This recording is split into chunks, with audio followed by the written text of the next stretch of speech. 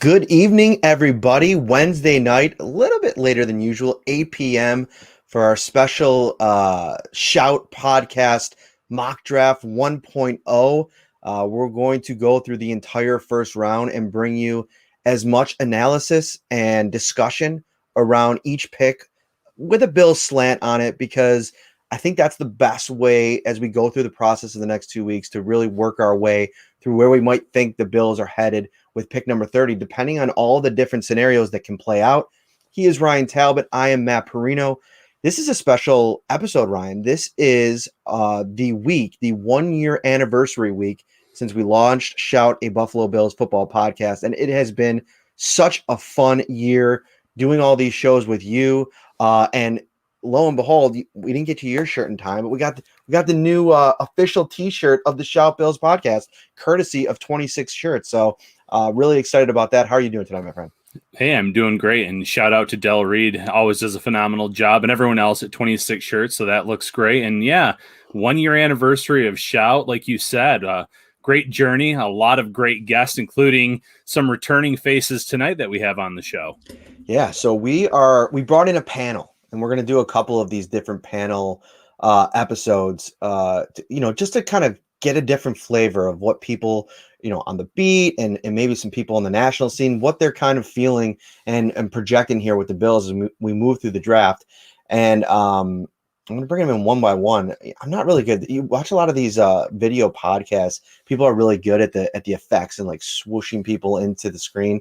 I don't do that as well, but we'll bring everybody in here one by one and introduce them. First up. Yes. Whoosh. There he is.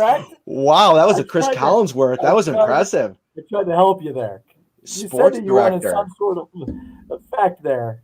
I love I know it. you're having more than just this panel in the future, but this will be the best looking panel you have. Definitely the best hair, like by far. And I'm going to say that's because of our next guest, Heather Prusak. Sorry, Josh. There you go. There you go. Nice whooshes. This is this is 2/3 of the dream team over at Channel 4. Josh Reed, Heather Prusak. The idea for this specific show is, we're starting to put together our show for Buffalo Kickoff Live, a mock draft that's going to be live on Channel 4. I believe, is it next Wednesday? Next Wednesday. And so I said, let's get them on here and let's do a fun show. And then I thought for kicks, he's probably not going to be doing anything today. Let's bring on John Scott. He definitely is not. Oh, look at this guy. That was really good. But can you find a way to just prop Otto up in the share so we don't have to look at you for this whole show? I mean, I got him right here. Okay. You know what's really funny is that Otto's there. I have the real Otto down here, though. There you go. So let's see. Hang on. Otto. Where are you at, buddy? Wait. Otto. He's probably tired out from that new basement or that new backyard that he's there running around in. What's up, buddy? Nice. So that's about how it goes down at our house. It's Apollo, our dog, is always kind of around Caitlin and doesn't really he doesn't come down during the show. He's with mom, and that's kind of the dynamic of the show.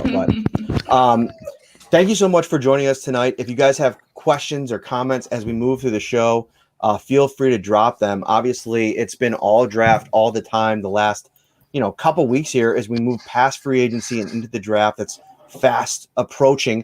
I think the vast majority of us, one person from each outlet represented. John Scott, obviously I didn't intro him yet, Spectrum Sports in Buffalo. One of us will be at down in Cleveland, and we're starting to kind of get back to some semblance of normalcy. I'm so excited. I mean, what are your guys' feelings just off the top on that, to be at an actual NFL event where we will be able to be kind of inside and with some type of normal atmosphere? I mean, it feels like we're trending in the right direction here. I mean, for me, and I think at least one aspect of this, Josh can also relate. I mean, we're Cleveland guys. So just from that standpoint, growing up there, hearing Mistake by the Lake, to think that the NFL draft is being hosted in our hometown is a pretty cool thing. And moving forward to we got a taste of it in Kansas City, being at the AFC Championship game and traveling and seeing each other and being in an opposing press box. That was nice. But this is going to be on a grander scale. And for me, it'll be my first draft that I've ever attended. Usually I'm bunkered down with everyone in Orchard Park. So I'm looking forward to it. Yeah, same here. Normally we're all together on One Bills Drive, kind of hanging out, waiting for the Bills to make their pick, and then hear from Brandon Beane. Going to be a little different this year being in Cleveland. My first time I've been to a draft as well. And it'll be cool seeing the fans just kind of gather around and walking the streets and wearing their favorite team's jerseys. So it's going to be a good time. So Heather, you are on the clock here. And as I set this thing up, we've basically divvied up all of the team picks, and each one of us is going to draft for, a couple teams. And then when we get to 30 for the Bills, we're going to kind of come together and make our case, each one of us, for who we think the Bills should draft. Because, at the end of the day, I think no matter what the situation is at 30, who's left on the board or how things are kind of progressing, or a move up, a move down, there's going to be options. And I think how Brandon Beane attacks this is going to be a fun conversation. So we'll get things started, and we'll bring the draft board courtesy of our friends over at the Draft Network. We've definitely had a couple guests on from over there. Joe Marino, Jordan Reed have been absolutely awesome. If you haven't checked out their mock draft simulator, I highly recommend you do so. It's a lot of fun. So Heather, without any further ado, are you going to change it up here, or are we going to basically... I was just thinking, I'm like, should I be like every other team where they use their entire time that they get, even though they're the number one pick? I've always said whoever has number one overall should get like 30 seconds max, and that's right. it. I mean, if you don't know by now, like, come on. No, I'm not changing things up. I'll make things easy. Trevor Lawrence, obviously, going number one to Jacksonville. I mean, there's not really much to say that hasn't been said out there. It's the obvious choice. It's the one, it's going to happen. And I mean, I don't really know if we need to elaborate much more than that. It's like the draft doesn't really start until probably 3, right, Josh? I mean, you got 2 here with the Jets. You're probably going in a very similar direction to a lot of people at this point. Yeah, I feel like the consensus number one has been Trevor Lawrence forever, and I feel like now suddenly the consensus number 2 is Zach Wilson. I mean, I think, those are just the no-brainer, the top 2 quarterbacks by far. I think Trevor Lawrence is by far number 1. Zach Wilson is by far number 2. So I think those are the top 2 quarterbacks. And, of course, the Jets, just traded Sam Darnold. They're right back into it, trying to figure out who their franchise quarterback's going to be. And Ryan, let me bring you in before we go to John for pick 3 here, where I think it does really start to get interesting. What's your take? We haven't dove too far into the kind of transition at quarterback that's expected in New York. Obviously, Sam Darnold out. We talked about that a little bit. How do you feel like Zach Wilson projects year 1 in this offense with the weapons that he's kind of the situation and the weapons that he's walking into? Well, I think year 1, you're going to see any rookie struggle, including Zach Wilson. And that's the biggest problem that they had in New York, is they never truly built around Sam Darnold. Now, there are some pieces there that they're starting to build up the offensive line. They've added a few pieces on offense last year. So it's still going to be a slow process, though. I think that Zach Wilson has a very high ceiling. I think that he could be that franchise guy in New York year 2, year 3, but year 1, the Jets are going to have their struggles, just like we saw Josh Allen as a rookie have his fair share of struggles. All right, pick 3. I gave you some time to think about it. I know you've probably been stewing on it all day, John. Although I have a feeling that we might get a little Ohio bias here. We'll see. Where are you going with this pick? Well, right. It's presumably between Mac Jones and Justin Fields. And the Mac Jones hype train has been hot recently. And to be honest with you, I mean, I'll be honest. I watched a lot more Ohio State football games than I did Alabama football games. And Mac Jones had a great year. And I think he's more athletic than at least I maybe even originally thought. But Justin Fields, I just think he has a higher ceiling than Mac Jones does. And we saw a second pro day today, and 49ers guys were there with Shanahan once again. And I just think that this, with the ceiling of Justin Fields, the mobility that he brings, I just feel like that is the type of guy that will fit well in a Kyle Shanahan offense. So I just am not going to believe Mac Jones is going to be the 3rd overall pick. until it actually happens, I tend to lean more towards Justin Fields. So that's where I'm going to go here. It feels to me, and I like the pick, and it feels to me like the ultimate smoke screen. I mean, smoke screen 101, because I don't understand, to your point, why you would move up this far to get a guy that I think you'd most likely be able to get. Maybe not at where they were sitting originally. I mean, if you were that worried about him, but Mac Jones, to me, watching what I've been able to watch of the quarterbacks, and again, we cover the Bills. We're not diving too far into it. I just think I agree with you. I think Justin Fields, what he did last year at Ohio State, I think people tend to forget about that as we get into the non-football related part of this all. And I get that Mac Jones is a smart dude and a good processor, which is one of the things that you read a lot about him. But Justin Fields made big time plays at a big time school, and I know Mac Jones did too in the title game and everything like that. I like the pick though. Ryan, take us to pick 4 here. This is an interesting one too, because I think right now, if you're Atlanta, if you're willing to roll with Matt Ryan, you could kind of step in here and get maybe the best player in this draft.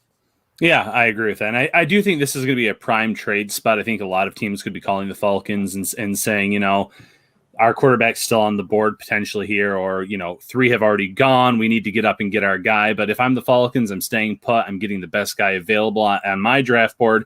You're stuck with Matt Ryan's contract for the next 2 years. You have Calvin Ridley. You have Julio Jones. Make it a nightmare for opposing defenses and add Kyle Pitts to that offense. So Kyle Pitts is the pick at number 4. Like that pick there. And for me, if I'm Cincinnati, I've been thinking about this a little bit today. And I think if you're Cincinnati, obviously the offensive tackle, whether it be Penei Sewell or Rashawn Slater, however you have those two configured on your big board. I mean, the chance to maybe land a Kyle Pitts or even a Jamar Chase is one, where you really got to give consideration there. But I think at the end of the day, the Bengals are going to prioritize protecting Joe Burrow. And I think we've seen over the years here, the teams that have done that well, obviously the Bills, we cover one that, they've done a pretty good job of it. The teams that have solidified their offensive line behind a young quarterback have had a lot of success. So I like that pick. And the more I hear about Sewell, for the hype to remain on a guy who opted out, and to hear, I went and got vaccinated today, so I've been crushing podcasts for about 5 hours of drive time today, and listen to a lot of people that really study the college game, and hearing the breakdown on Sewell's 2019 season and what he was able to do as a 19-year-old. I mean, to me, I think this is, I think Bengals fans might go nuts too if they don't draft Sewell here. So I'm going to go Sewell, even though I think Jamar Chase is intriguing. So we'll give it back to Heather here. The Miami Dolphins. This is going to be a pick. I think, first of all, if you're a Bills fan, you love that Pitts is off the board. So where do you think they go from here? Yeah, so you just mentioned Jamar Chase. That's my pick for the Dolphins at number 6. I think they're going to prioritize wanting to get more weapons for Tua and give him the best chance to take that next step in year 2 there. Chase opted out of the 2020 season, but he really had little, if anything, to prove from the season that we saw him have in 2019. I mean, he just absolutely exploded. He's a contested catches machine. I think I saw someone phrase it, and I just love that phrase because I feel like that's really what you're getting with him. I think that he's a guy that Tua is going to be able to put a lot of trust in. And we've seen that model of, especially in this division, what the Bills have been able to do, prioritizing, building around Josh Allen, building around who you think is going to be your franchise quarterback, giving them the best weapons and the best chance that they can. And I think that that's what the Dolphins, especially racking up so much draft capital that they were able to do, and getting into this position here. I think if a guy like Jamar Chase is there, which I believe he's going to be, I don't think that they're going to pass on that. I like the pick. I think you probably run to the podium to get to a bona fide number 1 there. Good pick. And Josh, I'm going to throw it over to you for Detroit. But I have a question for you to start off with, because as I'm looking down the line here, I believe I have the Patriots. And I'm curious what your thoughts are on this. Like, what teams do you feel like are in the market for a quarterback? When you look at 7 through 15 here, obviously the Patriots, they had a heavy contingent at a lot of these quarterback pro days. They're probably looking to upgrade at least long term at that position, depending on how they view Cam Newton. Is this a spot that Detroit is either looking to get out, or an AFC East team like the Patriots looking to get in here and get a quarterback in Trey Lance, because he's the last shot, really, unless they like Mac Jones too, and then maybe you can play the waiting game. You read my notes. I'm done. Like, that's exactly like the way that this draft, if this falls this way for the Lions, they're sitting in a perfect spot. They've got 2 quarterbacks that presumably other teams are interested in. Mm-hmm. And they don't need a quarterback. They just made the deal to get Goff. I know we're not doing trades, but this is a scenario where this is perfect for them. This played out exactly the way if you're the Lions, you'd want. I mean, I had trade back or Jamar Chase if he's there, just because I think he's that good. So I think, with Heather taking, with the Dolphins, the pick before, I think that their ideal scenario now is to trade back. With that being said, since they're not, since we're not going to do trades here, we'll be here forever. That's true. I think to me, Patrick Surtain is the guy to go with. They have a need at cornerback. There's a lot of really good ones in this draft. There are 5 or 6 really good ones that we could be talking about starting day one and being really productive. But I think, to me, he is a little bit better than maybe the next 4 or 5. I like it. Get Surtain in here, and that brings us to the Carolina Panthers. Mr. John Scott, plenty of needs there. They just traded for Sam Darnold. Another spot here that, if it goes like this, again, I think teams, you look down the board, the Bears at 20, the Washington football team at 19, the Patriots at 15, even the Broncos may be getting a little bit, if they're not completely sold on Drew Lock. And I know that there's been some reports that John Elway still believes in him and wants to kind of see what this year is going to look like. But, they're in a good spot. They could probably sit back here if they have similar grades on Lance and Mac Jones and just take one of them.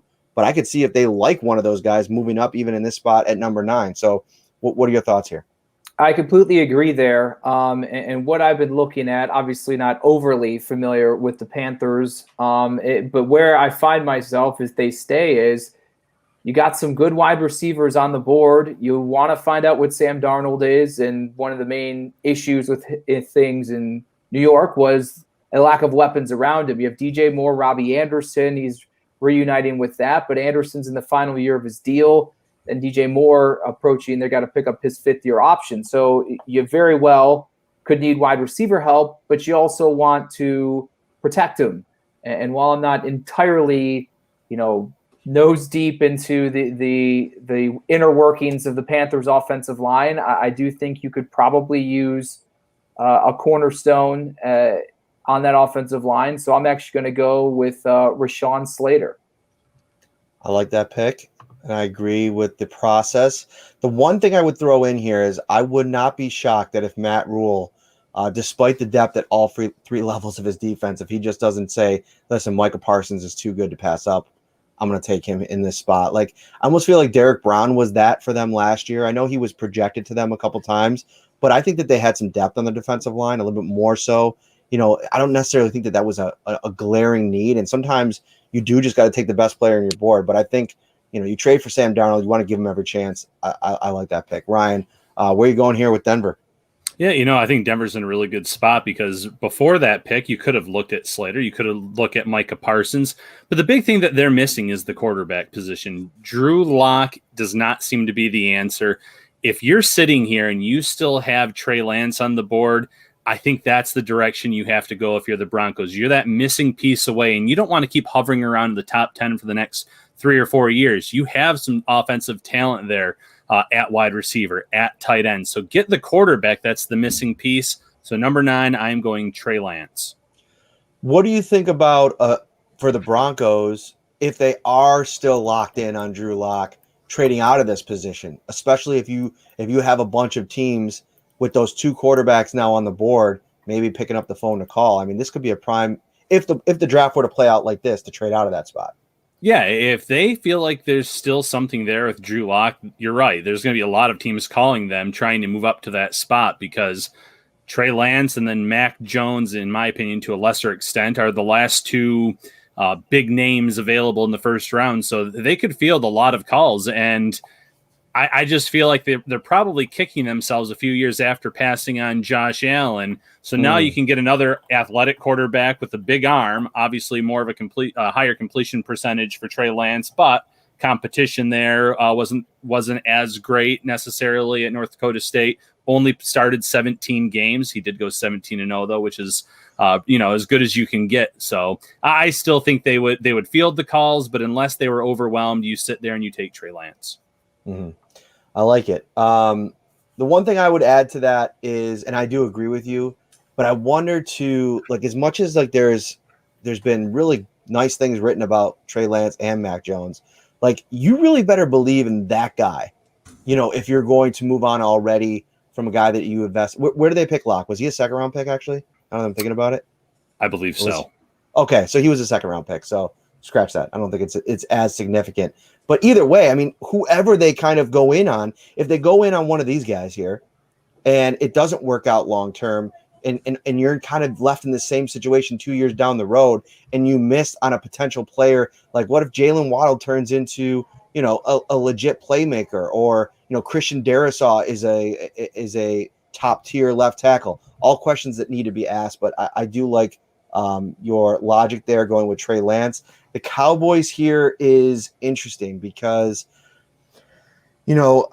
I see the interior defensive line need here on the Draft Network. And I know that typically speaking, they really like to go out and get top defensive players on the defensive line. Edge is the fourth one there. One guy that I heard come up earlier today was Christian Barmore, the interior tackle for Alabama. And he's ranked all the way down here at 28. But wouldn't that be just something if Dallas was the first team to really shake up the draft and go with this guy right here? And I think that the way that he played in the college football playoffs really raised his stock quite a bit. He was a little bit inconsistent this year, but I think it's a need. And I also, with Surtain off the board here, if Surtain was here, I'd probably make that pick. And I know that there's tons of players here and they have other needs, but I just think this is kind of a Cowboys type of pick. And I want to shake things up early on in this draft. So I'm taking Christian Barmore. All right. I'm not gonna shake things up too much.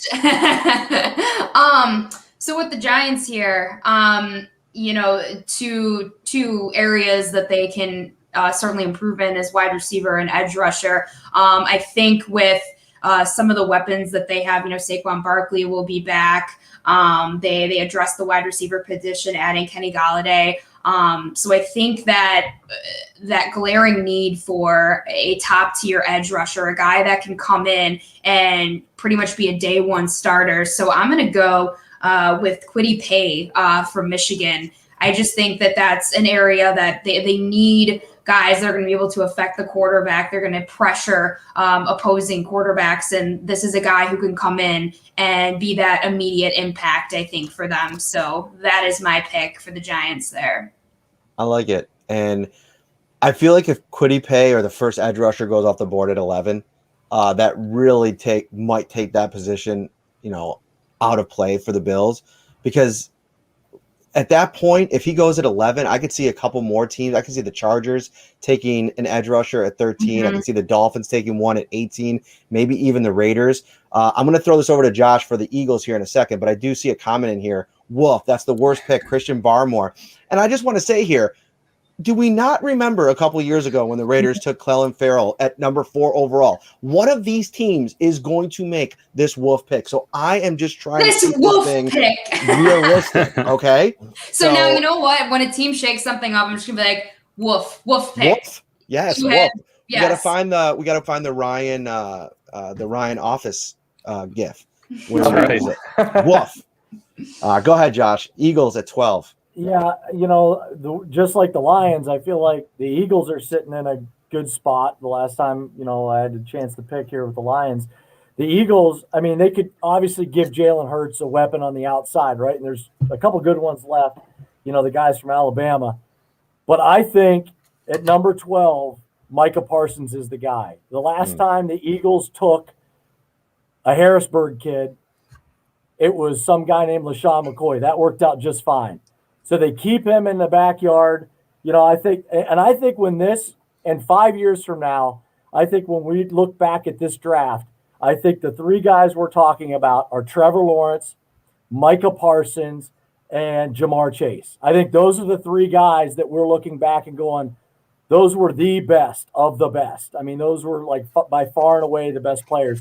So yeah, I'm gonna say that the Eagles need some help on that defensive side of the ball. They've been known as a team for a while now that just doesn't sink a lot of, whether it's draft capital or money into the linebacker position. But Micah Parsons, I know he opted out last year, so almost out of sight, out of mind a little bit, but he is really good. And the fact that the Eagles traded back and may have gotten one of the 5 best players in the draft, ensured themselves of another number 1 pick next year and a 4th or 5th round extra this year, that's a big win for the Eagles. Picking best player on the board at 12, and to your point, that could be one of the best players in this draft. I agree. I don't know how you pass that up, but at the same time, I'm kind of intrigued at seeing what Philadelphia Eagles Twitter is going to be like if Jalen Waddle and Devonta Smith are on the board and that collection of pass catchers still exists in Philadelphia and they don't take one of them. I think it'll be fun to watch that thing I think burn. they'll be okay, because if it is Micah Parsons, it's a Penn State guy, and you have a lot of crossover there. Now, if Micah Parsons and the Alabama guys are on the board and they go a different direction, the streets will be on fire in Philly. John Scott, Justin Herbert, the Los Angeles Chargers, where we thought maybe Brian Daboll would leave the Bills to go become their head coach. That did not happen. And I actually just saw I put up a Davis Webb story today. Cheap plug. Go read that, please. It's a really fun one. I enjoyed writing it. But people are starting to kind of pontificate about, what's next when this Bills coaching staff really starts to get plucked, on the defensive side of the ball, on the offensive side of the ball. Ken Dorsey, obviously the impact that he's had, and what would happen. And people are asking about Davis Webb and where he might fit into those plans. I still think he's going to play for a couple of years, but obviously they went with a defensive coach, and so I'm interested to see if that plays into things here. What do you got the Chargers doing, John? Well, a defensive coach who was at the University of Dayton the exact same time I was. So go Dayton Flyers. I like it. So Parsons was on my radar because I think they could use more dynamic playmakers on defense. Where my thinking is they have Keenan Allen.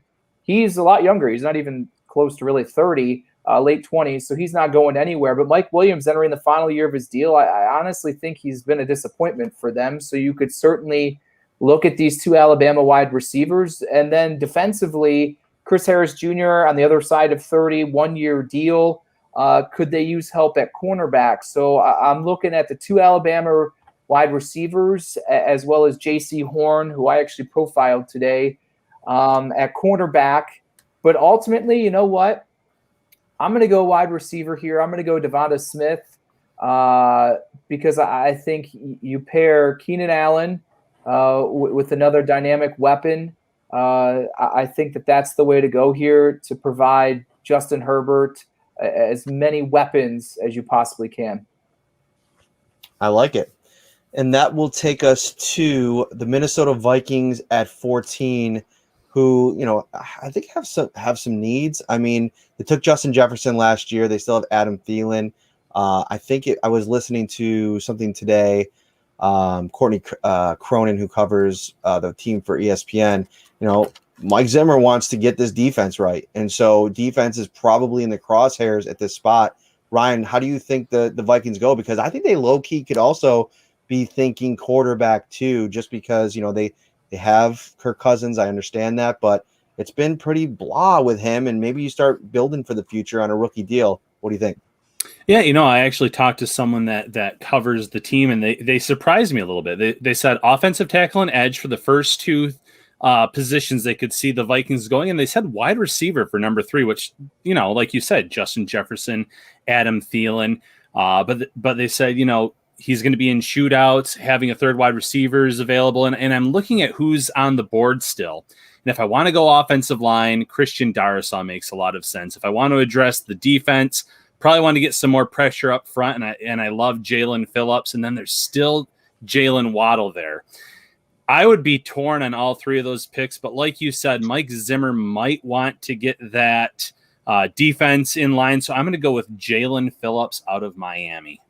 New man on the Minnesota Vikings. That is. I had to. I like it.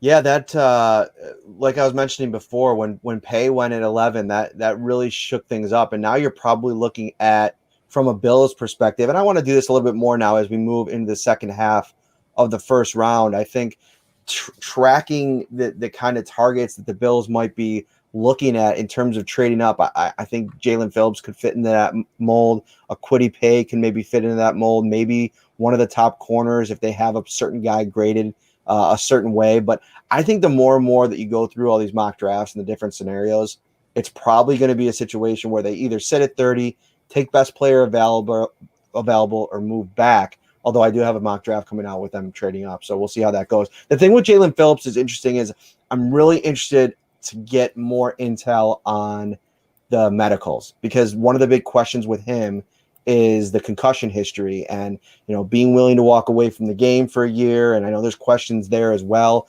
He was very adamant in his pro day press conference talking about how, if you question that, go put on his tape from this year and you'll see the love for the game that plays out there. I was pretty impressed actually hearing him talk.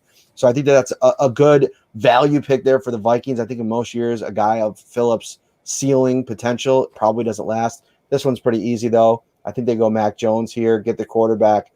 They're patient. And I think that in the end, this could be an interesting selection because Mac Jones, in a lot of ways, you hate to compare anybody to Tom Brady because it's just such a stratosphere that most quarterbacks don't ever enter.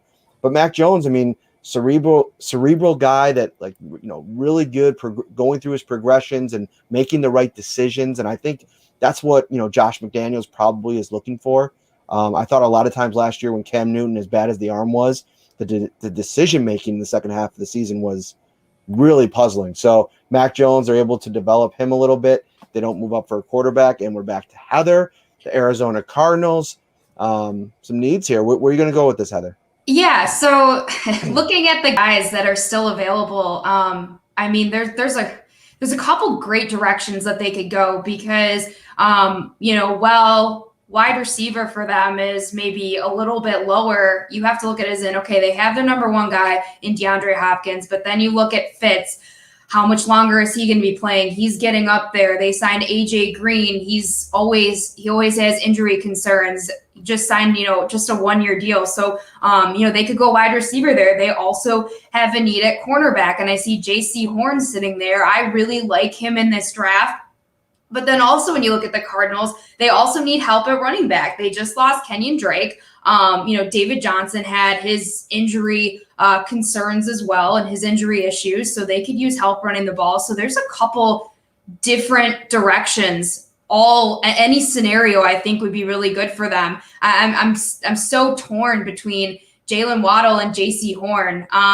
You know what? I'm going to go J.C. Horn though for the Cardinals there. I feel like I could have gone either way, just with that wide receiver group that you look at, adding some depth, adding a, legitimate number 2 behind DeAndre Hopkins. But I'm going to go with J.C. Horn sitting there. I think, they have a need at cornerback.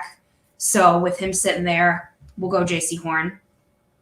And there it is. And Ryan, if you want, let's recap this thing. Yeah, so we've had some requests to recap the picks thus far. No, obviously, the first 3 picks were all going to be quarterbacks. Trevor Lawrence and Zach Wilson have been the popular 1-2 in mock drafts.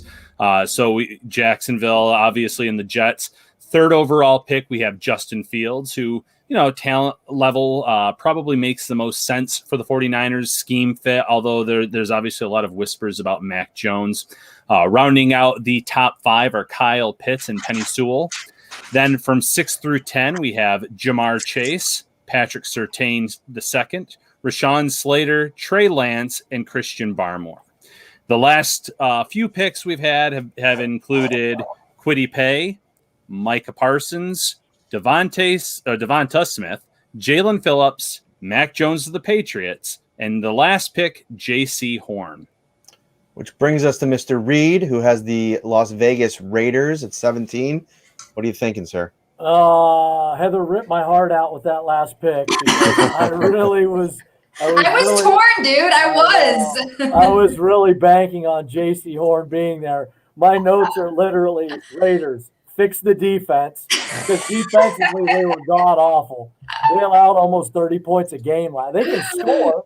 They can offensively, they're fine. Defensively, they are a dumpster fire.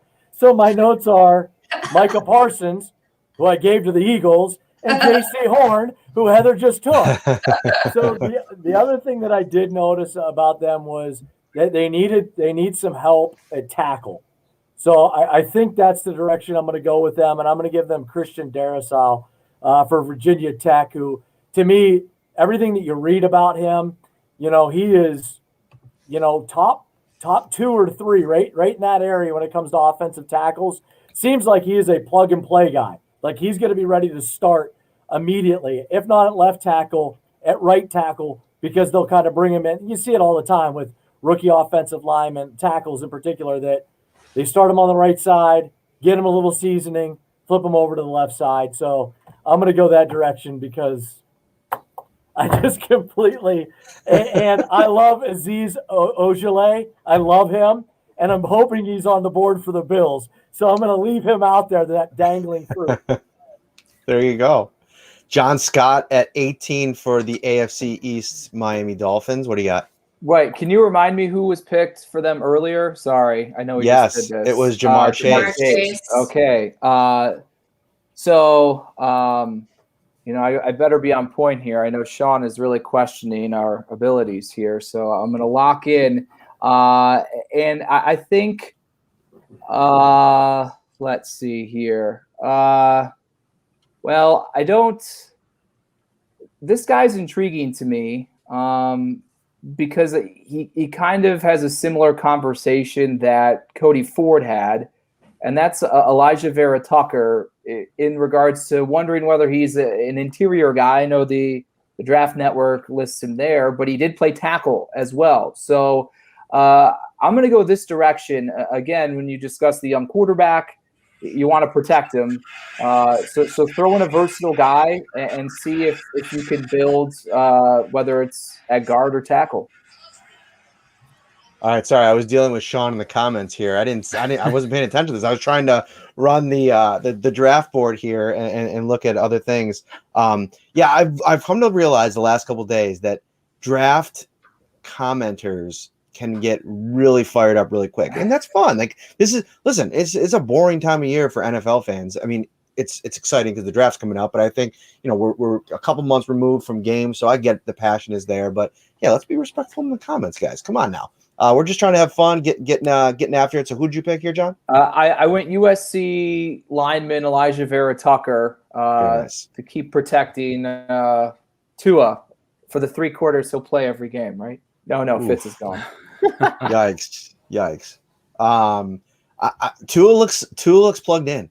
I like what I'm seeing on him. I'm excited to watch his progression in year 2. I've been pretty critical of him. I mean, we talked about his kind of disappointing play last year, but listen, man, I think sometimes I do it, and I warn people against this, and I do it myself. It's like you saw how bad it was for him last year at times, and it's like, man, maybe that was just an absolute miss. But listen, coming off no offseason, coming off of that injury that he came off of, I'm going to reserve judgment. I want to see one more year. Hopefully Brian Flores does it the right way. Well, maybe not hopefully for Bills fans watching, but Ryan at Washington football team, pick number 19.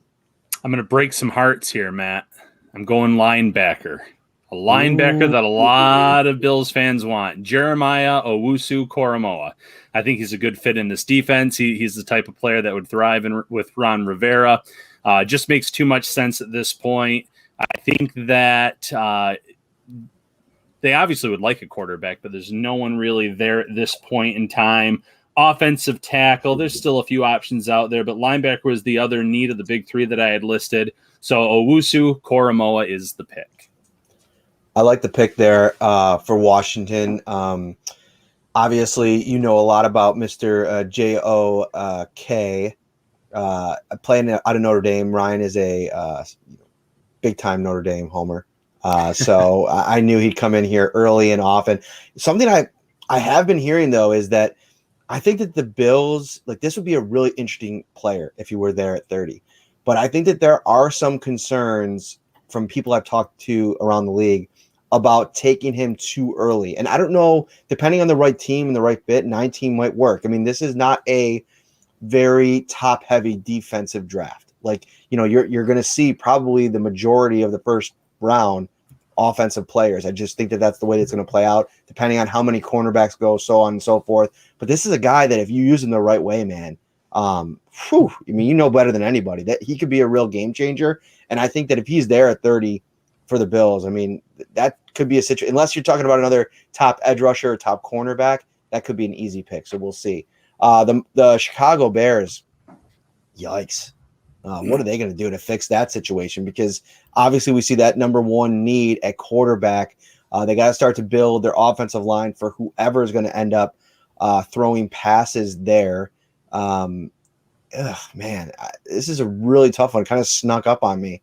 Kind of forget about the Chicago Bears, which is a shame because obviously being a UB grad. Forget about the Bears. Yeah, I mean, one of the biggest markets in the NFL. And I know, but that's what happens. It's like they're just not a very good team, and almost like watching them, I felt like last season was like kind of like a punishment when they landed on national TV. They're just not a very good team. There's not really any quarterback options here. I would even look for maybe trading back, accumulating more picks if you can. They have Allen Robinson on the franchise tag there. Wide receivers sticking out on the board. I mean, I think at this stage, depending on how you want to approach this and what your plans are for Khalil Mack long term, obviously we see Azeez Ojulari sitting there at the third best prospect on the Draft Network's board. But I think Waddle at this point at 20, I've seen him going as high as like 6, 7 in some mock drafts. Is a talented guy that can kind of do a lot of things. Some people think he might be even the best wide receiver coming out of Alabama. So although it's not, I don't think a major need. I know it's number 3 on this, and they can probably do other things. I just think it's a best player available situation. Going Waddle at number 20. That brings us to the Colts. We'll have to replace Anthony Costanzo, but we'll see. I think there might be one on the board. What are you thinking, Heather? Yeah, so I actually just went through that same thought process that you just did with Waddle still on the board, because when it comes to the Colts, as you mentioned, they need to replace Anthony Costanzo, who just retired. They need to protect their new quarterback in Carson Wentz there. But when I saw Waddle there, I'm like, if he's still there and you don't take him, you have to take him. He would have been the best player on the board there. So while they don't have a glaring need at wide receiver, they just, T.Y. Hilton's back. I would have taken him as well for the Colts there. But yeah, as you mentioned, I am going to go. I'm going to go an offensive tackle, and I might go a little bit, out of order here. I'm actually just kind of some of the research I've done and looking at some different guys. I'm going to go with Sam Cosmi from Texas, because this is a guy that, he with such a deep class when it comes to tackle here. We've seen so many off the board already. It seems like he would have been maybe in any other year. He would have been up in, higher in the first round there. But it's just still great value here with him. They have a glaring need at offensive tackle. They got to protect Carson Wentz blindside there. So I'm going to go there, maybe a little bit again, kind of out of order, whatever. But that's where I'm going with this one. I really like this pick because, Tevin Jenkins, obviously sitting at the top of the board, he's somebody that's been slowly moving up, and you see these draft crushes within the draft community every year. Guys that analysts really start to like. They start diving deeper into their tape. But who knows? I mean, from an NFL perspective, we've seen this year after year where the guy that you think is going to go in a certain place doesn't end up going for sometimes a round later than when they were projected. So I really like this pick. I think it shakes things up a little bit. It'll take us to 22 in the Titans. Mr. Reed, what do you got? Yeah, I know there are a lot of needs that are ahead of edge rusher for the Titans, but I think Azeez Ojulari, I finished watching a little bit of his video from Georgia. I mean, this guy is a missile coming off the edge. He might be, and you read stuff on him, he might be the best pure pass rusher in the entire draft. He had 8.5 sacks last year. I want to make sure I have that correct. I believe he had 8.5 sacks this season. That's unbelievable. He forced 4 fumbles. And this guy is a quarterback's worst nightmare. I think he's a good fit for the Titans. They like to be aggressive on defense.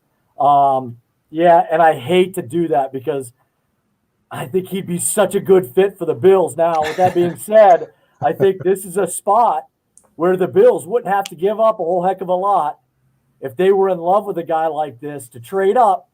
If it's 5, 6, 7 spots, what do you give up? A third rounder, maybe a second. And if you got that guy that you think, hey, we need to get younger and better at pass rushing and getting after Patrick Mahomes, right? That's the whole goal of this exercise, finding a way to beat the Chiefs. But Azeez Ojulari, I just think is too good for the Titans to pass up. And I think he right now is the best player on the board. Mm-hmm.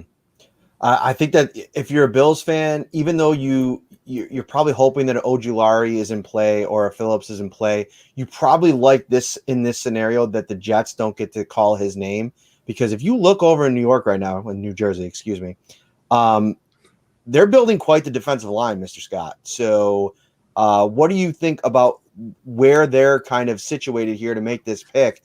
And I think they can go in a number of different directions. Right, and the two directions, they really have invested in their defensive line. They still need help when you move back a couple layers. Jared Davis is a young player, obviously C.J. Mosley. We know what he can do, but I think they do have a hole, at least one, at cornerback. And so I look at Greg Newsome, but at the same time, while they invested in bringing in Corey Davis, Tevin Coleman is Tevin Coleman. He's not the long-term answer at running back.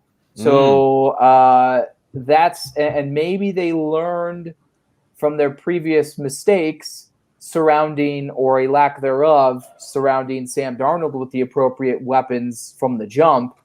So you know what? I'm going to go Travis Etienne here. And that gives Zach Wilson a nice little complement of pieces there between Etienne. You throw in Tevin Coleman, Corey Davis. I've always been a Jamison Crowder. We'll see what Denzel Mims is. So I think that's a solid group that you can feel isn't going to hold Zach Wilson back. I like it. Ryan at 24, Pittsburgh Steelers. Running back run. Here we go. Back-to-back running backs. If you watched the Steelers last year, they could not run the ball. That was their biggest issue. And obviously, if you watch the Steelers, you know that Ben Roethlisberger is not Ben Roethlisberger anymore. You can't depend on him and his arm to carry you to wins anymore. So you need some balance there. Najee Harris is still on the board. You take Najee Harris. You're a little more balanced this year. You still hope that combination, by having that run game back, can help the Steelers contend in their division and make a run to the playoffs. All right, we're up to the Jacksonville Jaguars. And if one of those edge rushers of the 3 that were drafted already, I'm seeing a lot on Jason Owe, and I know he had this unbelievable pro day, and who knows, I don't know. I'm not studying the college game like a lot of these guys are. I've read as much as I can on them. And the worry that I have with him is the lack of production, albeit the ability to, impact the pocket and all those fun things that, the X's and O's guys like to talk about. the sack production wasn't there. And Josh, I think you made a great point on Ojulari. He is in the SEC, a proven playmaker that, gets the job done. So Owe is an interesting case. Like, how much do teams value him, where he's going to end up going in this draft? I mean, I was listening to Pro Football Focus today, their podcast. I think whatever you think about PFF, I think Mike Renner does a good job with, breaking down the tape and giving a good, elaborate breakdown on a lot of these players. And, he was talking about Owe, and he's their number 2 edge rusher in this class. So I guess from my perspective, I'm not so sure, depending on what you start to hear as we continue to have talks with, league sources and different things like that. We'll see how this plays out. But this is a spot at 25 where I think the Bills, if there's a player on the board, this is kind of the range where it starts to maybe trade up. Maybe you don't have to surrender that second-round pick, which I think is a valuable potential starter depending on who's there when you get there at 61. And that'll be for another night. But I think because we're staying here, and I think Jacksonville has to do their best to surround Trevor Lawrence at this point. And I was thinking about wide receiver, and there's a couple here that I think would be interesting. I think Elijah Moore, there's a lot of hype around him all of a sudden. He's somebody I think would be an intriguing option to throw into the mix. But they just drafted last year Laviska Shenault, who's also kind of that Swiss Army knife type of player. So I don't know if that makes a lot of sense. They could probably take a receiver here, but I think you go to the offensive line with a young player, you take Tevin Jenkins, and you move on. All right, Cleveland Browns on the board. Heather Prusak, what do you got? So when it comes to the Browns and looking at, some of their biggest needs, one area that they struggled in last season was their depth at cornerback, which actually is the direction I want to go for the Browns. And that actually happens to be, according to this board, the next best player available. I'm going Greg Newsome from Northwestern because, they had a lot of injuries at this position last season. Now, they could, when it came to, to their defense, you talk about the biggest acquisition being Jadeveon Clowney. So they addressed an area there, an edge rusher, their defensive line, boost their run defense, all that. So when it comes to cornerback, I like Greg Newsome here, especially, his size, 6'1", 190 pounds. His size alone is really stands out in that aspect. One thing, though, that, when it comes to him is, I just mentioned the fact that they dealt with a lot of injuries at this position last year.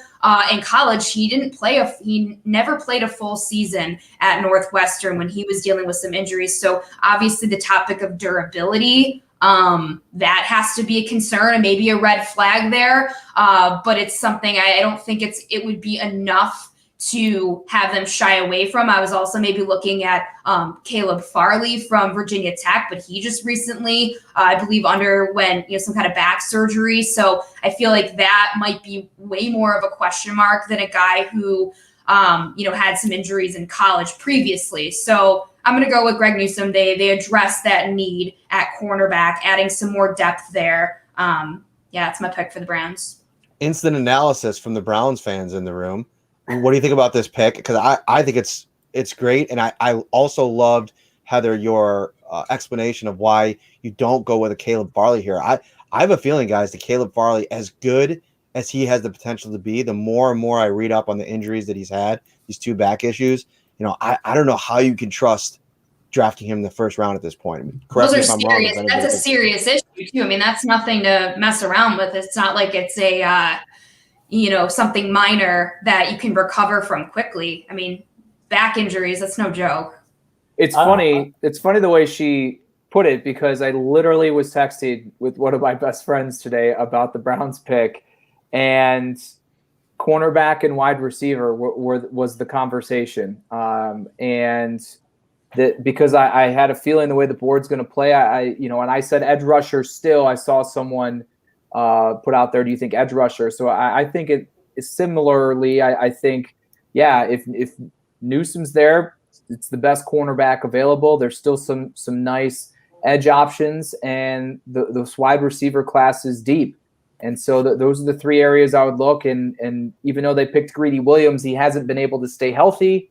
And you can never have enough depth at that position. John just checked every box that I was going to mention. I mean, to your point, you just said it. you can never have enough cornerbacks in the league anymore. And you get a chance to add one that, has a chance to, compete for a starting job immediately, on the other side of Denzel Ward. Assuming Denzel, that's another thing. I mean, that's a guy that's struggled to stay healthy at times.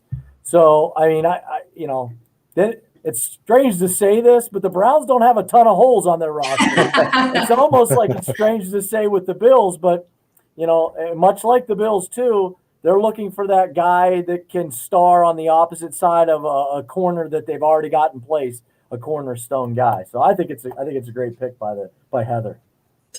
All right, John, the Baltimore Ravens are up. I think that's me. I think I agree. Okay, Josh, yes. I'm going out of order here. I for everything that you mentioned earlier, Matt, I'm really gun shy of Jason Oweh. I just don't know. I mean, he's that guy that tricks teams into picking him, and then just because he goes off, a workout warrior type of guy. I'm going to give them. Now, great. With that being said, the Ravens, this is the type of guy the Ravens would take, right, and would have 14 sacks his rookie season. And everybody would go, oh, well, why are they the smartest team in the NFL every year? But I'm going to give them an interior offensive lineman, Creed Humphrey, who, let's face it, if you watch the Bills playoff game, which I know everybody did, they had a little problem getting the ball from center to quarterback, right? Slight issue. Well, this clears that problem up because I know the Bozeman guy, they kind of had moved from guard to center, right? Well, then he can go back to guard. This is a guy that, to me, Creed Humphrey's a guy that you plug in at center and probably plays for a decade for the Ravens. I like it. John has got the Saints at 28. What are you thinking? I'm going to go with Rashad Bateman, a guy who I think you now pair him with another former Big Ten wide receiver in Michael Thomas, and that maybe eases the transition from Drew Brees to whether it's Jameis Winston or whomever ultimately lands behind there this year and moving forward. I think that's a good place to go. Especially when outside of Michael Thomas, they also lost Emmanuel Sanders, obviously, to the Bills. I mean, I'm looking at Traquan Smith, Marquez Callaway, Lil John Humphrey, Juwan Johnson, Deontay Harris. Like, that doesn't sound like a very threatening wide receiver group for Jameis Winston to try to not throw 30 interceptions to once again. So I think this is another way for them to add some top-tier talent offensively as they transition away from Drew Brees at quarterback. All right, Ryan at 29, and then things are going to get they're going to get a little heated in here, I think, once we start everybody pounding the table for who they think the Bills should take. Go ahead, Ryan. Yeah, I'm torn between two prospects here. I'm torn between an offensive lineman and wide receiver. I think a lot of people thought that the Packers were going to go wide receiver last year when they obviously traded up, and it ended up being Jordan Love. But they did just lose their all-pro center. I know they have some internal options there. I just think that maybe they're not thrilled with those internal options, and they go with Landon Dickerson out of Alabama. They upgrade that center position based on who they lost and who's still there. And it might not make Aaron Rodgers happy, but this is a deep wide receiver class. They can find that wide receiver to play alongside Devontae Adams and company in round 2. All right. We're here after almost 60 minutes of fun draft banter. The real discussion begins. And who's ready to step up to it, that they've been waiting and sees the name on the board that they're ready to run to the podium for? Just step right up. Can you show me the edge rushers available real quick? Yeah, just in case I missed someone here. Nope. That's a big. If Brandon Bean is sitting here looking at all these names at 30, he's gonna go, sure wish we traded up. You know what? Hold on, real quick, John. I want to say something real quick. Before we did this, I was like, this will be something kind of interesting to have, I think, when we get to 30. So I came up, before we started this, I came up with 5 guys that I thought would be on the Bills' kind of wish list. Obviously, J.C. Horn's not going to be there, right? We knew that he wasn't going to be there. There's some guys that, sure, you can wish that, but it's not going to happen. I had Barmore as being a guy that in an ideal scenario, because I know everybody's really focused on the edge for the Bills. The interior of the defensive line, I think, has a lot of question marks as well. I thought Azeez Ojale, I know I've said it 1,000 times already. I just think he's really good, and that would have been somebody that would have been nice. To trade up and get J.C. Horn would have been great. I think ETN's still a possibility. I do too. I do too. Right, Heather? I think that. Yeah. I think that he just gives them. I think he's a luxury a little bit of a pick, but man, he makes that offense pretty dynamic. And then the other guy who's still there that I have on there, and Heather's right. Farley's injuries are a concern, but to me, Caleb Farley, there's way too much upside at 30 to not go. You know what? We got to pull the trigger on him. And let's face it, if the Bills training staff has shown anything in the last couple of years, they can get guys healthy and they keep them on the field. So I think to me right here, Farley is the route that I would go. Yeah. And you just cross your fingers that your medical staff has done enough background on him and it sticks. Yeah, I think if you're sorry, go ahead, Ryan. Okay. If I were sitting in Buffalo's position, and I know we haven't done any trades, I'd be looking to trade down just a few spots. I agree. See if there's someone that wants to come up there to get that player for the 5th-year option alone. Because I am focused in on the cornerback position, and I do echo what Josh says. I had Caleb Farley as Buffalo's pick in my last mock draft. This is someone that was talked about as a potential top 10 pick at one point. The Bills have built their roster to the point now where Brandon Beane can roll the dice on a player like this. And if you get someone opposite Trey White that can lock down opposing wide receivers, that's going to make your pass rush, which is still pretty iffy, that much better because the quarterback has to hold the ball longer. He has the size, the speed, the athleticism. Now, if you want to trade down, there are 3 other cornerbacks, or maybe it's still Farley if he's still there a few picks later. They have met with Asante Samuel twice. Not the same type of cornerback necessarily. Good bloodlines, though, makes some sense. Eric Stokes makes sense to me. Ife Melifonwu, and I know Syracuse guy, some mock drafts, first round, some second round. Size, speed, athleticism. I like him as well. So 4 cornerbacks, I'd be happy with any of them in a trade down situation. If I'm staying put, though, I'm pounding the table for Caleb Farley. John, kind of silent there. What are you thinking? Well, I don't disagree with the Farley pick. To me, the Bills, while not being negligent, the way the roster is currently constructed and the window that they are working in here, I feel they can roll the dice a little more with this selection than in years past. Because if it doesn't hit, there certainly will be ramifications. They won't be ultimately crushing for the way that the roster is constructed. So that's where I know there's been issues and discussions on Jason Oweh, but you think he can be a bit of a project. I mean, he understands that he still has a ways to go, and the way the defensive front is constructed with Jerry Hughes, Mario Addison, and AJ Epinesa, just to name a few, Jason Oweh does not need to come in here, play 60% of the snaps, and get you 10 sacks a season. That doesn't need to happen right away. But then there's another side of me that has been banging the drum for wide receiver. And I know that position is deep, but when I've run through mocks, while it's deep, the ones that I would really be interested in actually are not there by the time the Bills pick in the 2nd round. So I'm torn. And just for fun, I'm going to pick Elijah Moore from Ole Miss, because I do think you cannot look at wide receiver in 2021 on this roster.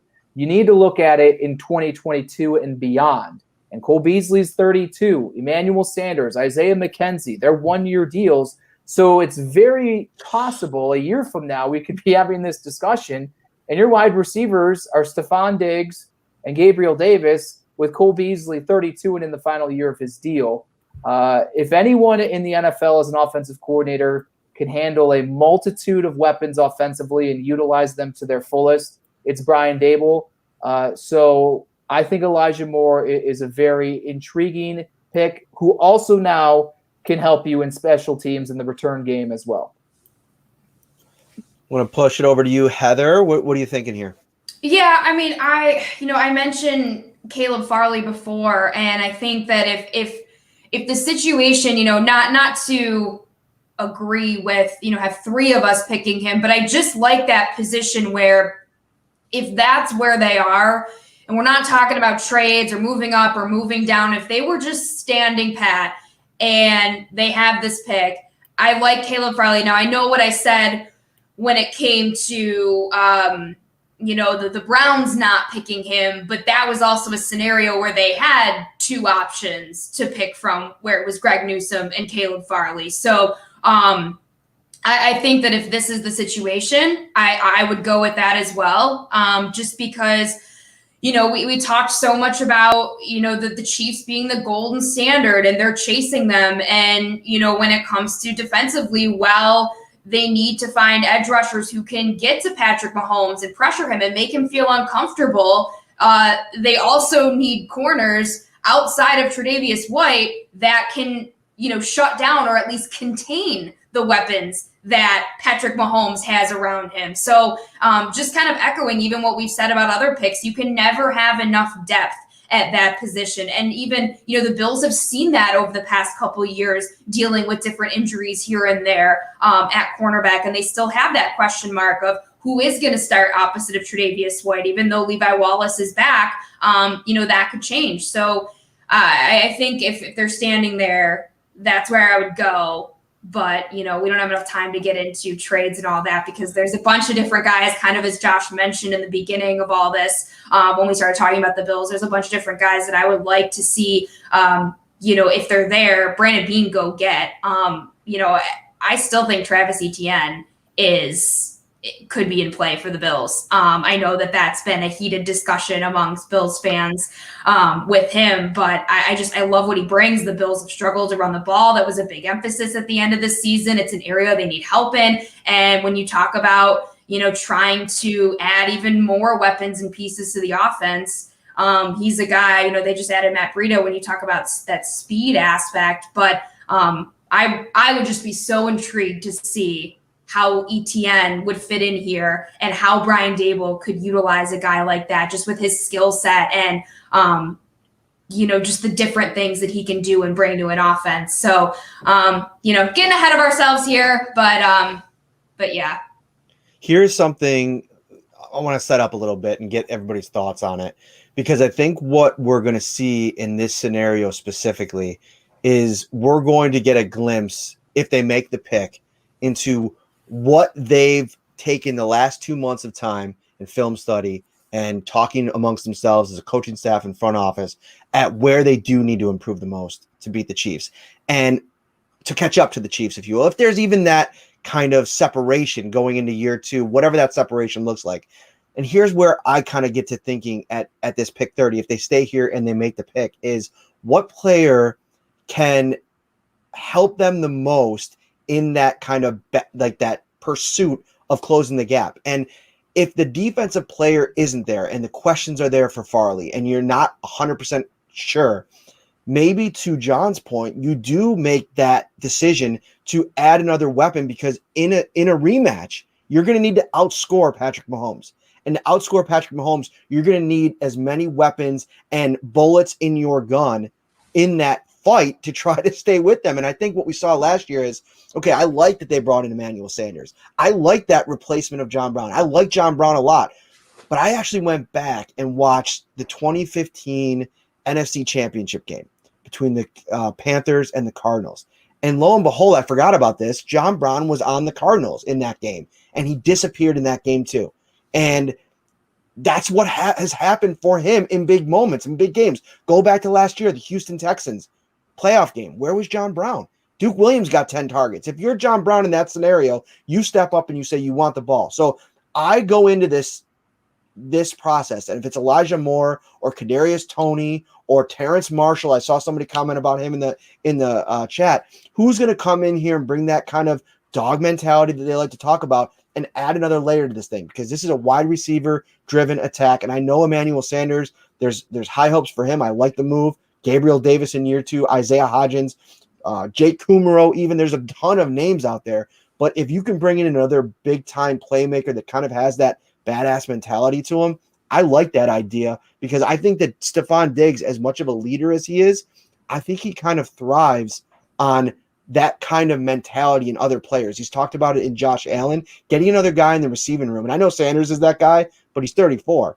Getting another young guy like that you can pair with Diggs for the next couple of years is interesting. So I kind of want your thoughts on that. Another name also that I want to mention, if we're talking best player on the available, Trayvon Merring out of TCU, the safety. Don't look now. They lost Dean Marlowe and Jordan Poyer. They can move on from him next year with just a $1 million dead cap hit. Save about $6 million on the cap. Just something to think about. I know Jordan Poyer is a fan favorite. Just something to think about. Going back to your point, Matt, about bringing in a wide receiver and bringing in more weapons for Josh Allen, the beauty about the way that Brandon Beane and Sean McDermott have built the roster and the guys they've been able to bring in and the veterans they've been able to bring in is the way this offense has been able to evolve and this passing attack has been able to just completely explode. They can afford to draft a guy like this where, they don't need to get a guy that's going to come in and have that pressure of trying to be that number one wide receiver. They already have a ton of weapons around Josh Allen. They already have, their core group of receivers and guys that he's comfortable with and things like that. So they can, the way that this is gone, they can afford to bring in a guy that, who's not going to have that pressure to perform and do all these things right away. A guy that can maybe sit back a little bit, get acclimated and, build him up as time goes over. So that's really what I like about if they do go that route, if they were to stay here, there's not that pressure to bring someone in and need him to do all these different things right away. Yeah, I think that's a great point. And one other wide receiver, Rondale Moore, blazing speed in the 4.2s, return ability, did kick and punt return. So he's another player that's there, I believe, on the board. So wide receiver makes sense. You could talk about the different defensive positions. But at the end of the day, if I'm going just best player available, I'm going to go back to Caleb Farley. Talent aside, I'm willing to take that risk. All right, so everybody put your final card on the table. Who's everybody taking? All right, I'm Farley. Yeah, I'll go back to Farley. And I'm going to stick with Elijah Moore. Let's go get it. Who doesn't like to see 500 points a season? Let's go for it again. Josh, is it Farley or no? Farley. Who did you say? Yeah, Farley? Is it? Yeah, I'd go Farley. And this is just a random thought. We're going on and on and on, so I might as well do it as well. Of course, when you get how many 5 talkers in the room, this is what happens. Hey, you were talking, Ryan. You might have mentioned, the possibility of, maybe trading back into the second round, letting a team come up and get that extra year, on a contract. John Scott, this is a guy that you're familiar with. Davis, the interior offensive lineman for Ohio State, man, is an absolute mauler. I love that guy. And I know that it's probably not the sexy pick. It's not ETN and it's not a wide receiver and it's not a cornerback, but you could do a lot worse than trading back maybe into the second round and picking up an interior offensive lineman that, quite frankly, I'm not sure he doesn't start maybe week 1. He's that good. Yeah, the more I have gotten into the draft over the past few years, frankly, and especially, again, the way the roster is currently built, I actually think day 2 is really where your team is made. And I think you're getting maybe first-round talent that fell for whatever reason, or positionally the value just isn't there to take them in the first round. So I agree. And the Bills, they don't need all of these extra rookies. They don't need to fill and back end the roster that way. So whether it's trading back and accumulating some picks in rounds 2 or 3, or moving up to make sure you get the guy that you want, the more I do these mock drafts, that's kind of where I fall. Because, yeah, you can get a player here that'll be good, but we just rattled off 4 or 5 cornerbacks that we think we'd be comfortable with them taking in the second round, or 4 or 5 wide receivers I'd be comfortable with them taking in the second round here. So you can maybe trade back and address both positions by maximizing the value here. So I think trade from Big Baller Bean is big time in play here. That's a nice thing about what we've seen and how we've seen Brandon Bean handle these drafts over the past couple of years is that he's not afraid to go up and get his guy, but then also he can also say, all right, I'm not going to force it. And if it's not there, then we'll trade back. So that's the nice thing about what we've seen him do is he's been very consistent in that regard of not forcing picks, but also being aggressive when the guy they want is sitting there. All right, so it looks like the consensus here is, let me just throw this out there. And I know that the consensus is Caleb Farley. Hear me out. I'm gonna make that selection. But here's one name that I think is interesting enough to mention. And I also want to throw in Kadarius Toney. I might consider him. I know Elijah Moore's, the hype around him seems to be growing, where I almost feel like him and Toney are kind of doing this as like kind of in different ways. One's going up, one's going down. And what am I doing here with my hands? But I'm going to take, because I liked all of your arguments, the Caleb Farley. I think that's the highest upside player that you could take. I know the injury concerns, but they've taken chances on injury concerns before. I mean, Mitch Morse is a perfect example, the latest in a few of those instances. Gregory Rousseau, edge rusher out of Miami. So one of the big knocks on him is that the most of the winning that he did the year that he played in 2019 before he opted out this last year was on the interior when he went up against college guards, and who obviously, that's where, big 6'7", I believe is how tall he is. Huge frame, huge body, athleticism for days. I know he didn't test well at the pro day, but he's somebody that, like, depending on how a team evaluates him, how those conversations go, there's enough there with the production and with the just measurables. If he sizes up in the meeting rooms at all, we've seen these Bills embeddeds in the past. I wouldn't be surprised that if he's available, that they go. I know that some fans I don't think would be thrilled with that. That's a name I have written down too. That's a name I have written down too. Well, great minds think alike, Heather. So I'm not surprised at all about that development. Yeah. Yeah. All right. Final thoughts. We went with Caleb Farley. I do think at the end of the day, that'll be a pretty celebrated or a highly approval rating pick if this is the situation. That's the way that they go. And he doesn't have to play initially. If there's concerns, at least in the short term, about the back injury and almost would he need a red shirt? I mean, we haven't gotten the second medical check on him yet. You have Levi Wallace, you have Dane Jackson. They're clearly comfortable if that is what they have to roll into training camp with to duke it out and potentially platoon as we've seen the past couple of years.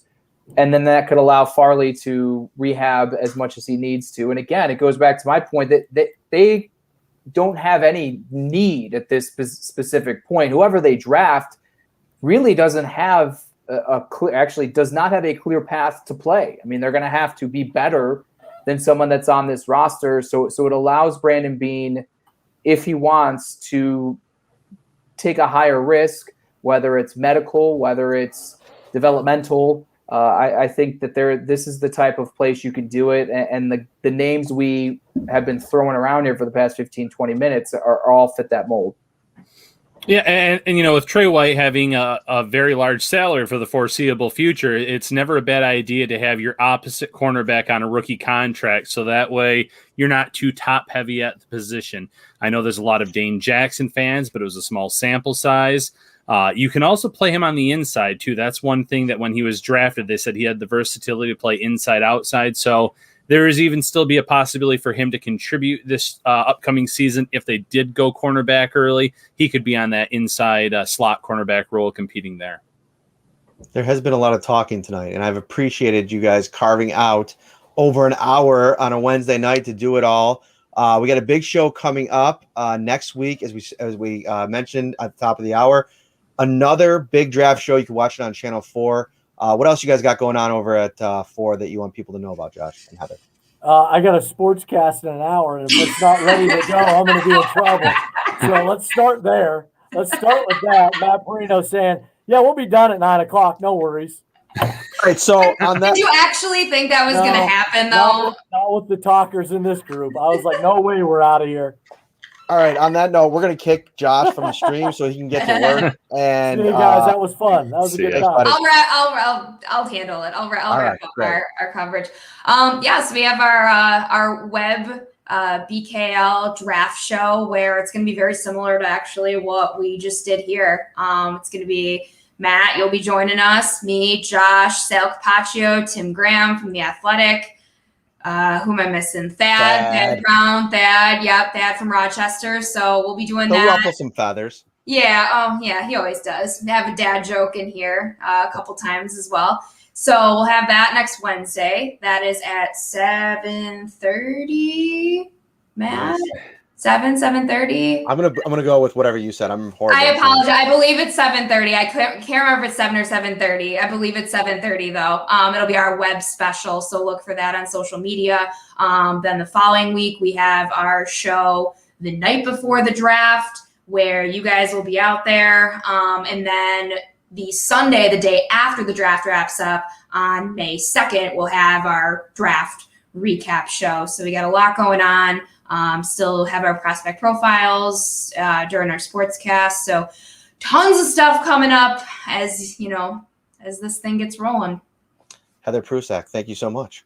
You're welcome. We're gonna go one by one, and we're just gonna kick them all off. Yeah, You got anything else for us, John? What do you got coming up?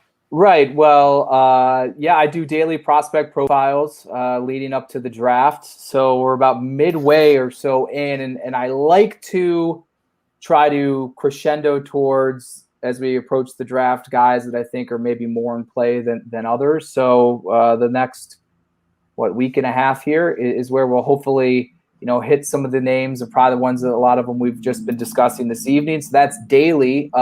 Thursdays, we do a Facebook Live, and tomorrow, Kevin Carroll on vacation, so I decided to double book. I have Jim Nagy, the executive director of the Senior Bowl. He's also doing work with ESPN leading into the draft. He'll join me, as well as our guy Jordan Reed from the Draft Network. So a double feature that is anything better than having Kevin in there with me. And then, I'll be in Cleveland for the draft starting Wednesday. Oh, Well, she's back. imagine that.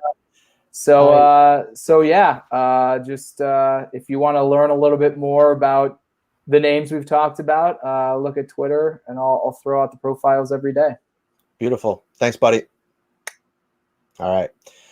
So we're going to get out of here shortly. But before we do, Ryan, couple things. We've got some housekeeping stuff. I saw some questions in the comment section I wanted to address real quick. And first of all, our buddy over at NJ.com, Mike Kaye, put out a fun little story, I believe it was yesterday, about a trade scenario where the Bills move out of pick 30 in a situation where they move back a couple picks. And instead of getting more capital, they get 37. The Eagles get 30. And the Bills get Zach Ertz. So initial impressions of that kind of move, is that enough value? I tweeted out initially that I thought, okay, this is an interesting move for the Bills, one that I think makes a lot of sense under the right scenario, depending on who's there and things like that. The more I thought about it, the more I'm wondering if that might not be enough if I'm Brandon Beane to want to do that, especially considering you're going to probably have to pay. They can restructure that deal. We'll get into that, but you're probably going to have to pay Zach Ertz, and that's part of it. Yeah, one, you would have to want Zach Ertz and the current contract. Two, you'd want to be open to extending him, because it would make no sense to make that trade without an extension in place. You have some tight ends. Dawson Knox has that athletic skill set. Jake Hollister came in as a free agent this year. He has that relationship with Josh Allen from their days at Wyoming. There's still Tommy Sweeney on this roster. So it really depends on where they feel they're at tight end. In terms of talent level, though, if they think that he is a piece that gets them closer to the Super Bowl, to being able to defeat the Chiefs, then I think it is enough, because you add another weapon on offense. You're only moving down 7 spots from 30 to 37. And when you think about it, we just named 4 wide receivers, 4 cornerbacks that we liked at each position. One of them would be there at 37. And obviously the Bills could be looking at edge rushers like a Rousseau or a Jason Owe. So there's still options available to them, offensive linemen, interior tackle, whatever the case may be. There's options. So I like it if the Bills still feel the need to add a tight end. I agree with you there. And I think that just the scenario that we were just looking at in this mock draft is enough for me to probably say no on it the more I've thought about it. Because as much as we were both in the Zach Ertz, supporting that idea of trading for Zach Ertz, if you thought it would be something that would really upgrade this offense, I don't see it being that big of a difference maker to the point where he's going to warrant, like, I almost feel like if you pay a guy like that, like whatever the restructure looks like, they're probably gonna have to extend him. You almost feel like you got to get him the ball. And if they don't get him the ball, if it's a Dawson Knox situation where he underwhelms in any way, you almost wonder if you probably should have just taken the draft picks, whatever it ends up being, and taking your shot in the draft where you can go and draft and develop and go through this whole process again. So I think that's an interesting premise of a move, but I think Philadelphia shot themselves in the foot here with this whole scenario. And I think eventually it's going to come to the point where there aren't really any suitors for Zach Ertz under that kind of contract. And if they have to end up cutting him, or if they truly are happy with going into the season and having him be on the roster, that's fine too. But if they cut him, you could probably sign Zach Ertz to a much more affordable deal once it's kind of known that there wasn't a huge market for him to begin with. Another piece of news that I want to get to, and then a couple of announcements. Back and forth. Yesterday, the Mark Poloncarz made big news saying that it was going to be you're vaxxed or you're not getting in the building next season. Then Governor Cuomo came out today and said, I don't know if Mr. Poloncarz should have said what he said. We're not there yet. You put up a story on it. I just want to get some of our reactions here to it. Listen, I'm a big supporter of people getting vaccinated. You know, I've spent a lot of time talking to we have a doctor friend. I have my own personal doctor. I've spent a lot of time, having discourse on what it means to get vaccinated. I'm a big believer in it, but that's my take on it, right? I'm not expecting that to be everybody else's take on it. And I think one of the big takeaways from yesterday is I just think we all just need to die. And we don't get too much into this stuff too often, but like the thing that I hate seeing, Ryan, is I hate seeing the negativity and the pressure that people put on other people with, the intensity of their arguments, when I think sometimes it's okay to step back and realize, like, listen, we don't even know what's going to happen yet. We don't, to Cuomo's point today, we don't know where we're going to be in 4 months or what this thing is going to look like. That was a plan that was laid out, but that's not instituted yet. And it was interesting. Channel 4 put out an interview with Jackie Walker where they talked to a legal expert, and there might be some hurdles to the state or the county trying to put it in something like this. So we don't even know if we'll get there. So be kind to each other, because guess what? At the end of the day, media, fans, players, we all want to be in that building. Like that's our life. Mine and yours a ton, because we do this 7 days a week, 365. I think just one of my big things moving forward is, and I don't get very political on social media anymore. I have at times, and I will still, for things that I truly, really believe in and I want to get behind, but I want to focus more on just the positivity and just helping people have a good experience there, because, it can be a toxic place. And I think if we can all do our little part, I know I don't want to be preachy here, but I believe in it. I just think that it'll make for a better experience. And I've just seen a lot of people in Bills Mafia tweeting about, being bullied, feeling like they're being bullied, and, just the negativity of it. And, it's just some heartbreaking stuff in a heartbreaking year. And so just be good to each other when you can. Yeah. I joked yesterday about the situation. Said I'm going to go check in on Twitter see how the Bills Mafia is doing. And I shared that community GIF with Troy coming in with the pizza, and there's fire and there's fighting and there's all this going on. He's like stunned, like what's happened in these last few minutes. And that's what it was like yesterday. It was pretty ugly at times, a lot of personal attacks for opinions. You might be ground in on a stance on this, and that's okay, but listen to the other side. Listen to the reasons that they may have for it. It's okay to have a conversation that ends with, well, we agree to disagree, but I'm at least happy to hear your viewpoint. You can be a firm believer one way or the other, but it doesn't have to lead to those personal attacks. Okay, a couple announcements now that we've gotten the serious stuff out of the way. And no, it was a topic that was very, very, heavily discussed yesterday, so I wanted to bring it up in the show. Couple things going on. Again, this is a celebratory episode, 1 year of the Shout Buffalo Bills football podcast. The new shirt is in from Mr. Del Reed himself. I went and picked it up. I'm going to put out a picture of that next week. We took a picture together over at the 26 Shirts headquarters when I picked it up. We're going to be doing a pre-draft Zoom. The idea generated by our good buddy Brad, great listener of the show, friend of the show. We always talk to him on social media. And he enjoyed last year's. We had a pre-draft Zoom call with, people that wanted to be a part of it. And, it kind of takes you deeper into the, conversation a little bit. We can be a little bit more relaxed and calm and cool and interactive with you guys, talking to you. So we're going to open up that next week. So if you're interested in joining a Zoom chat, not only are we going to talk Bills and we're going to talk about a ton of different things, there's going to be swag that is going to be up for grabs. So and we'll have some fun ideas with that as well. I got to get the shirt out to Ryan. We'll do that and our editor as well. So that was a big announcement. Also, big show next week. And we were talking about it before the show today, Ryan, as I was driving back from Corning. Corning is about a 2.5 hour drive. It's not an easy trip, but I'm glad to have done what I did. Doug Flutie. We're going to have Doug Flutie on the show next week. Super excited about it. He launched a podcast recently. We're going to have him on the show. We're going to talk about the draft. We're going to talk about Josh Allen. We're going to talk about his show. We're going to talk about a ton of different things with him next week. We're trying to line up a day. It might not be Wednesday, but we're going to have multiple shows next week anyway, because I want to do another one of these mock drafts. I'm going to start hopefully pulling in beat reporters from other markets. One in particular who's already signed on, Mike Kaye from Philadelphia, who brought up that great Zach Ertz trade. We'll bring him in. And then also, we'll even bring Adam Hill back to the show from Vegas. I know fans loved him last time he was on. That'll get things going. And I have a few other names in the docket, but I like it to be like it was tonight, and that kind of energy. So I hope you enjoyed the show. Ryan, final thought before we get out of here. Final thought, I was Team Flutie growing up. My brother was Team Johnson, so I'm going to shame him right now as we approach having Doug Flutie on the show next week. I was clearly right in that argument. So, well, I'm going to have to own up to it at the start that I was Team Johnson, and it's going to be awkward. But you know what? I was always taught that you got to stand up and accept when you were wrong and admit when you were wrong. So I'm going to do that. Breaking news: Doug Flutie has canceled that. No.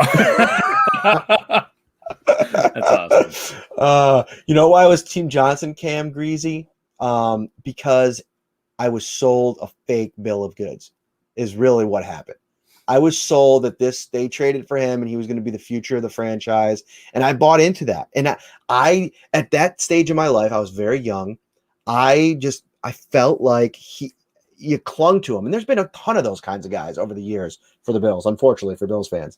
And for whatever reason, I didn't dig in. But the thing about Flutie is, man, like he was one of the first real guys that I felt like changed the dynamic of the game and opened up so many different opportunities for other different kinds of players and made, I think, coaches and players see the game differently and what potential there was at the quarterback position with the ability to run and just the way that he played the game and the energy, going back and watch some of the highlights. We'll get into all of that. We've gone way too long already. For Ryan Talbot, I am Matt Parrino. We will see you next week. Take care, everyone.